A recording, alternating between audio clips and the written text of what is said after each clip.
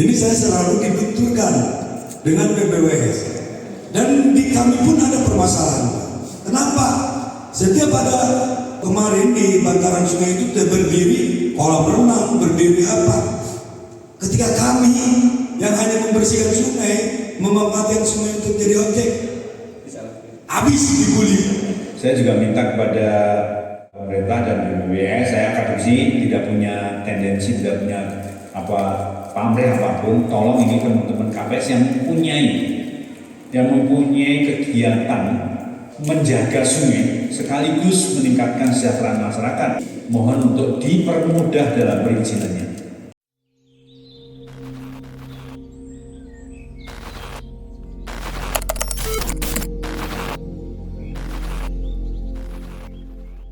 Assalamualaikum, perkenalkan nama saya Dadang dari KPS Cireog. Yang saya ingin pertanyakan tadi sebagaimana yang dibahas oleh Prof. Untuk masalah kesejahteraan KPS tadi, Pak, kenapa ada di situ emang benar sungai itu sangat surgawi, Pak, karena tadi saya juga udah memahami, udah tahu Pringsewu itu ya, yang di Yogyakarta pasar Pringsewu itu sangat maju. Dan saya juga di sini di Ciamis, Pak, Citanduy punya namanya wisata alam Sungai Cireog. Itu sudah mencapai per bulannya itu sampai 10 atau 15 ribu pengunjung kalau satu bulannya.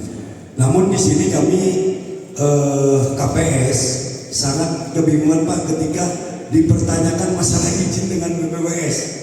Ini saya selalu dibenturkan dengan BPWS karena kapasitas KPS juga emang di situ kami sudah peduli dari awal, sehingga dari adanya wisata justru pengerusakan sungai itu hampir nggak ada, Pak.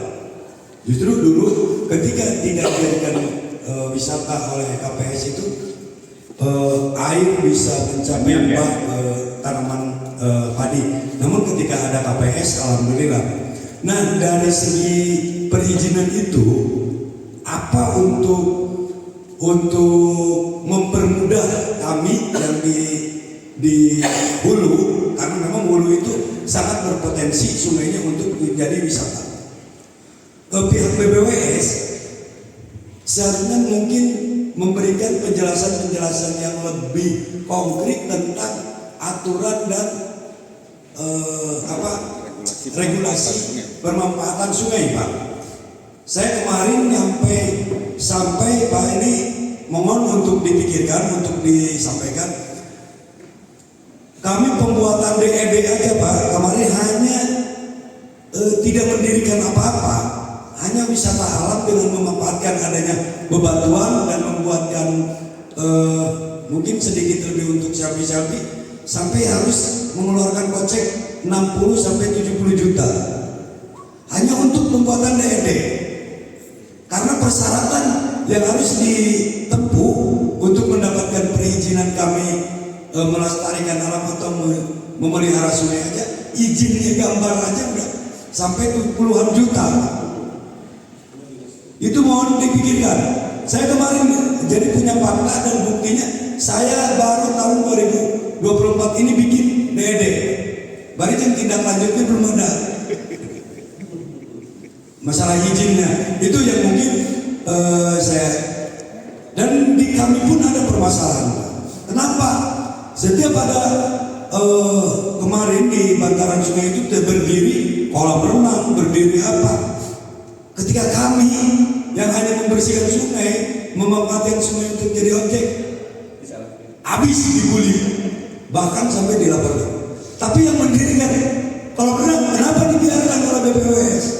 Nah, bagaimana mau ke depannya akan bersih itu sungai, akan tercipta tadi Bapak, jagalah alam, jaga kita. Bohong, Pak.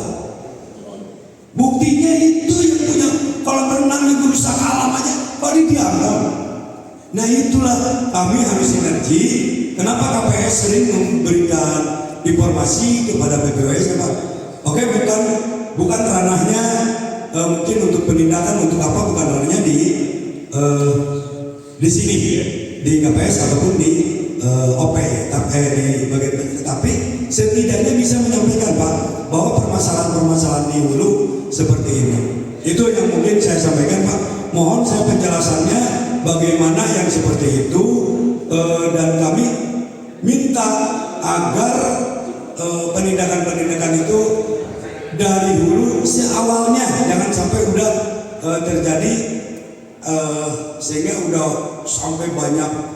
Berarti itu kan kebingungan, mumpung masih satu buah. Begitu Pak, terima kasih. Dari Pak Dadang, terima kasih Pak Dadang, ini masalah serius nih Pak Dadang. Saya juga minta kepada pemerintah dan BPWS, saya akademisi tidak punya tendensi, tidak punya pamrih apapun. Tolong ini teman-teman KPS yang mempunyai kegiatan menjaga sungai sekaligus meningkatkan kesejahteraan masyarakat dengan model kebun pring atau tempat Pak Dadang di Ciriong tadi, mohon untuk dipermudah dalam perizinannya. Di Jogja ini sudah banyak sekali yang melakukan kegiatan di sungai dengan memanfaatkan batu-batu tanpa ada bangunan permanen. Nah, aturannya daerah Sempadan tidak boleh didirikan bangunan permanen. Pak, kalau selama tidak permanen, cuma batu dicat sedikit, kemudian dikasih daun-daun ya agar rumput sehat lebih bagus, dan masalah, asal tidak permanen. Ya itu saya kira ini perlu didukung nih teman-teman BPWS, karena saya khawatir, saya sebagai penggerak sejak tahun 2000, saya melihat teman-teman KPS ini lama-lama dia idealismenya bagus, terus lama-lama umurnya itu habis Pak. Untuk ngurusi kali, dia sendiri sampai lupa ngurusi keluarganya loh Pak. Ya tahu Pak, karena istri pertamanya sungai, istri keduanya istri itu. Akhirnya dalam long run, waktu yang panjang, teman-teman KPS banyak yang dari sisi ekonomi rumah tangganya dalam tanda petik agak tidak terurus karena ngurus sungai.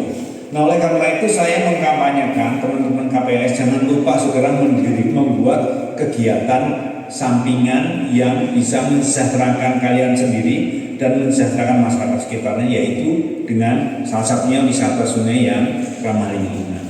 Sembari mengurus wisata, mengelola sungai supaya tidak dirusak orang, sekaligus meningkatkan kapasitas kesejahteraan kita masing-masing gitu ya.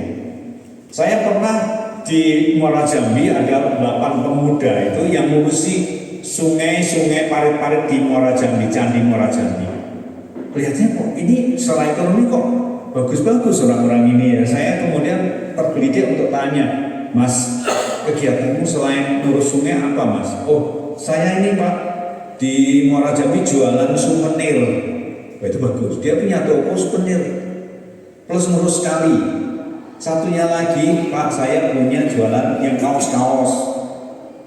Terus yang lain-lain juga ada yang pegawai negeri juga ya. Pokoknya harus ada kegiatan sampingan di situ atau di luar situ yang oleh teman-teman KPS itu menjadi bagian penting untuk kesejahteraan dirinya maupun keluarga.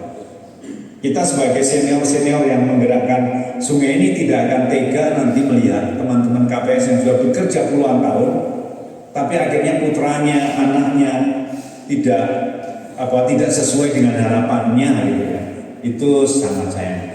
Tapi itu adalah masalah dari para relawan itu kayak gitu Pak.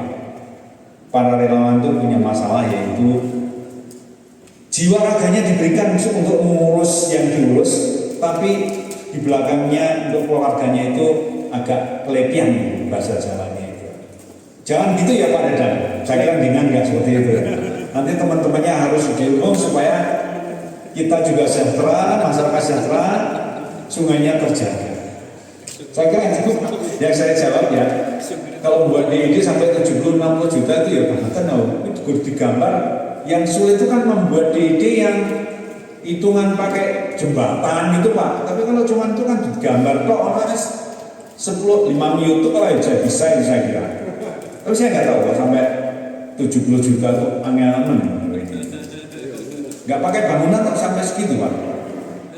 Ya ini saya kembalikan Bapak ketemu Balai, bagaimana kebijakan Bapak intinya saya bisa menjamin teman-teman KPS tidak akan melakukan hal-hal yang karena dia sudah mencintai sungai tidak mungkin akan merusak sungai itu seperti yang lain.